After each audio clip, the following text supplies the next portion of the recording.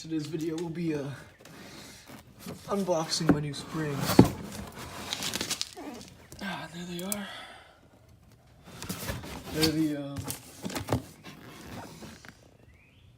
Eibach prokits from for my 2018 Civic Si. So let's measure the gap before in the arches and after. I rate this at like a 1.5, no, more like 2-inch gap, I'd say, for the fronts.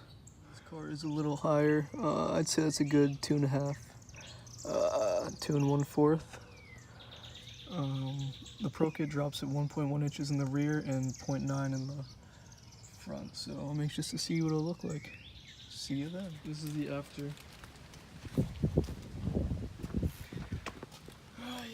Let's see. In the front, it's down to 1. Around there. In the rear, it's down to like 0.75. Looks really good. Definitely